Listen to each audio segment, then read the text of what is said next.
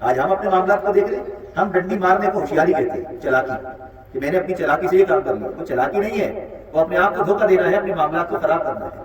وہ چلاکیاں، وہ ہوشیاریاں جو ہم ڈنڈی مارتے ہیں آفس میں، جاب میں، کام ڈیلیور کرنے میں، ہم نے کام جیسا کرنا چاہیے تھا ویسا نہیں کیا. ایک ہم نے چیز بنائی لیکن اس کے اندر کمی کوتاہی ہمیں پتہ ہے. مثال کے طور پر میری اپنی گاڑی ہے، میرے موبائل ہے، مجھے اس کے اندر فنکشن میں پتہ ہے خرابی کہاں ہے، لیکن جب میں بیچنے چاہتا ہوں تو میں خرابی نہیں بتاتا، میں کہتا ہوں بالکل اوکے ہے، سب کچھ صحیح ہے. حالانکہ سب کچھ صحیح نہیں ہے. اس کی بیٹری ٹائمنگ خراب ہے، گاڑی میں نے موٹا آئل ڈلوا کر اس کو بیچنے کے لیے کھڑا کیا ہے، اس کے انجن میں آواز آ رہی ہے، مجھے پتا ہے، لیکن میں نے اس لیے ہوشیاریاں کی ہے تاکہ اچھی قیمت میں گاڑی چلی جائے، اچھی قیمت میں میری موبائل چلی جائے، میرا بائک چلا جائے، میرا سامان بک جائے. میں اس کو لیپا پوتی کر کے اس کو اچھا نکالنے کے چکر میں ہوں. حالانکہ اس کی خرابی مجھے معلوم ہے کہ اس اچھے کلر کے نیچے خرابی کتنی بڑی ہے. چند دن کے بعد جب یہ کلر ہٹے گا تو خرابی ظاہر ہو جائے گی. یہ مجھے علم ہے، میرے دماغ میں سب کچھ ہے، لیکن پھر بھی میں یہ ہوشیاری کر رہا ہوں. اور اس کو میں کہتا ہوں کہ میں نے اپنا دماغ استعمال کیا، چلاکی کے ذریعے میں نے نقصان نہیں ہونے دیا. حقیقت یہ ہے کہ چند روپے حاصل کر کر دین کے اعتبار سے اللہ کے ہاں اتنا بڑا نقصان کر لیا جس کا ہمیں اندازہ ہی نہیں.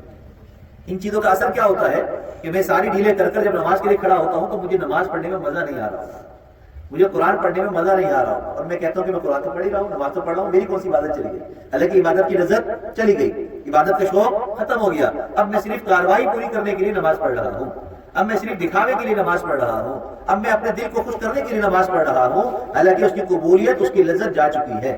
اس کا مطلب کیا ہوا؟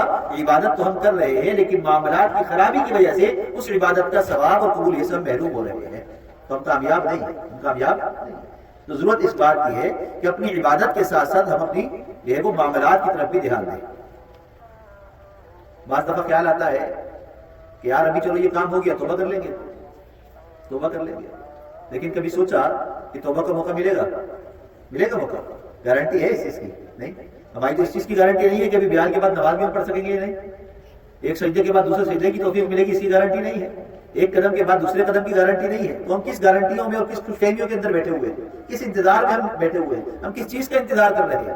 حرام میں لگے ہوئے ہیں، مستقل لگے ہوئے ہیں، مستقل مزاجی کے ساتھ لگے ہوئے ہیں. حرام چھوڑنے کا ارادہ ہی نہیں ہے، یہ ہے مستقل مزاجی. حرام ہے، اس کا ڈر ہے، اور یہ خیال بار بار آ رہا ہے کہ یار غلط ہے، غلط ہے، غلط ہے. یہ مطلب مستقل مزاجی نہیں ہے، ڈر آ رہا ہے. حرام ہے، معلوم ہے، نوکری چل رہی ہے، یہ ہے مستقل مزاجی. یہ چھوڑنے کا ارادہ ہی نہیں ہے، خیال ہی نہیں ہے، ڈر ہی نہیں ہے، وہم بھی نہیں آ رہا کہ حرام اس کو چھوڑنا ہے. چلے جا رہے ہیں، بس جائز نہیں، سب سیٹ ہے. یہاں سے اگر میں اتنے کما رہا ہوں تو اتنے اللہ کے راستے میں بھی تو دے رہا ہوں، تو حساب برابر ہو رہا ہے. اللہ کے حساب ایسے برابر نہیں ہوتا. اللہ کے ہاں حساب برابر ہوتا ہے دل کے اخلاص کے ساتھ. اللہ کے حساب برابر ہوتا ہے بالکل صاف ستھرے معاملات کے ساتھ. پھر آپ عبادت پوری نہیں کر پائیں گے لیکن عبادت کی ترافی ممکن ہے، اس کی معافی ممکن ہے، معاملات کی معافی ممکن نہیں ہے. حضرت